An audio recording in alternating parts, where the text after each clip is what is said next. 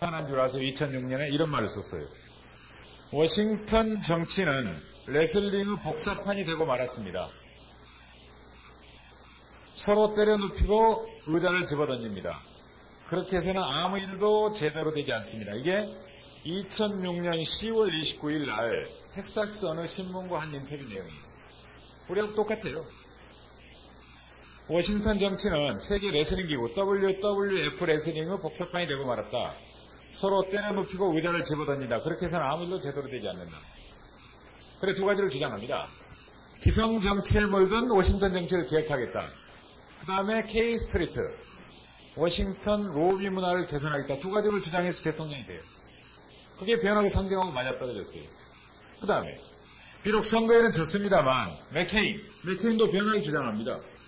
뭐라고 주장했느냐? 맥케인이 전당대회 때 대통령이 안 돼서 그 사람 전당대회 메시지는 묻혀버리고 말았어요. 뭐라고 주장했느냐?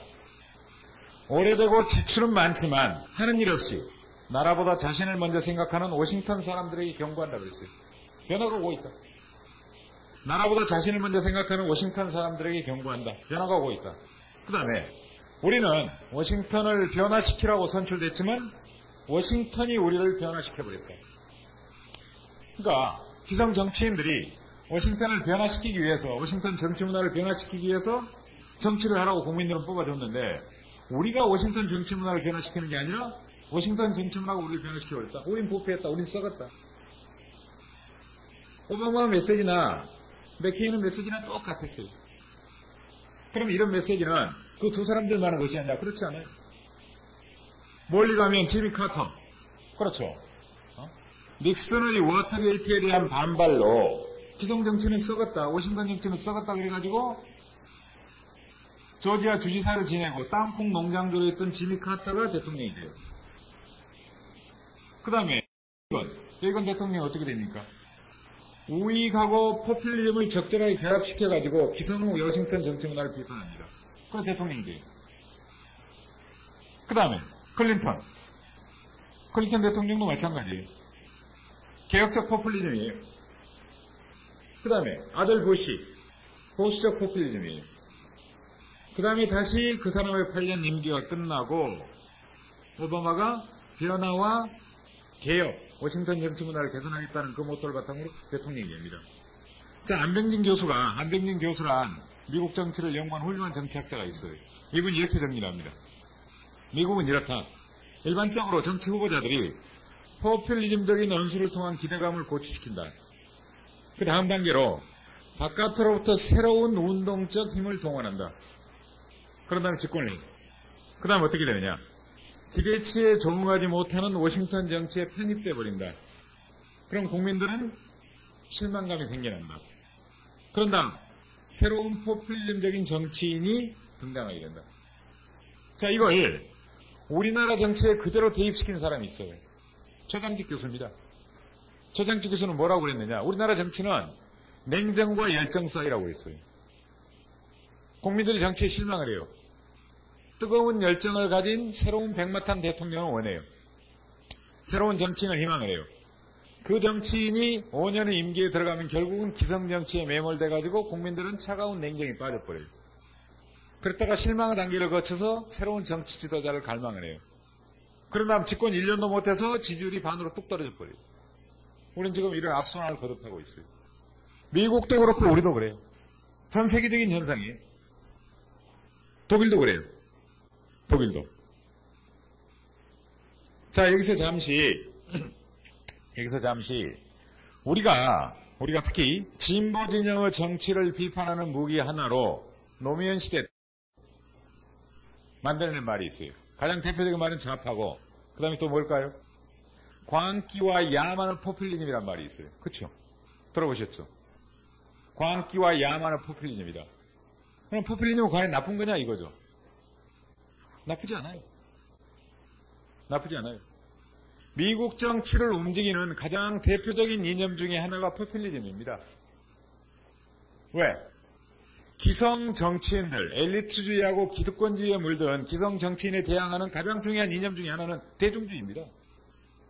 대중의 뜻을 따르는 것, 대중의 뜻을 추구하는 것, 때로는 대중의 뜻을 반방 잡아서 리드해 나가는 것. 이게 포퓰리즘이에요. 그런데 미국에서 포퓰리즘적 전통하고 대한민국에서 포퓰리즘적 전통은 완전히 다른 거죠. 대한민국에서는 진보주의자들, 그다음에 좌파들, 흔히 말하는 이런 사람들을 비판하는 무기로서의 포퓰리즘이죠. 그런데 흥미롭게도 미국에서 지금 사회주의 논쟁이 한창입니다.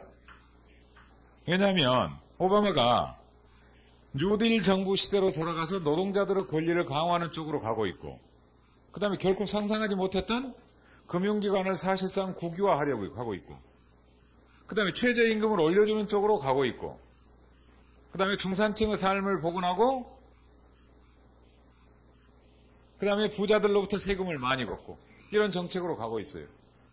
그러니까 미국의 극단적인 보수주의자들은 이건 사회주의다 이러면서 비판해요. 일일자 뉴욕타임즈 핵심 기사도 그겁니다. 미국에서 드디어 사회주의 논쟁이 시작됐다. 물론 뉴딜 때도 그런 논쟁이 있었어요.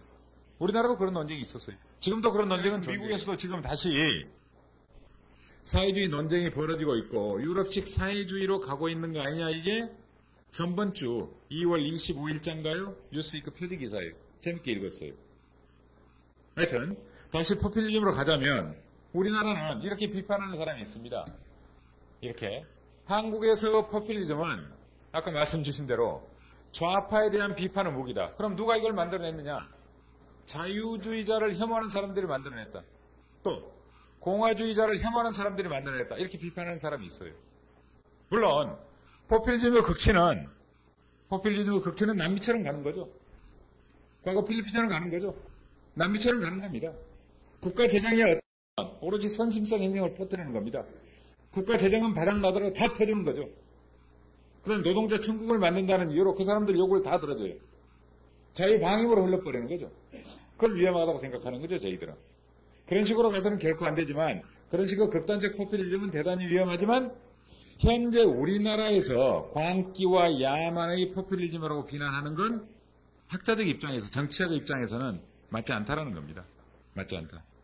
그런데 미국에서 포퓰리즘을 긍정적으로 생각하는 사람들은 뭐라고 말하느냐? 미국 또 정치가 대단히 엘리트주의입니다. 그런 게 있죠. 이를테면 민주당을 보죠. 민주당 전번에 후보들을 보면 가장 대표적인 후보가 세 사람인데, 존 에드워드는 상원의원 출신이죠. 그리고 저처럼 의료 전문 변호사로 일한 사람이에요. 부인도 변호사죠.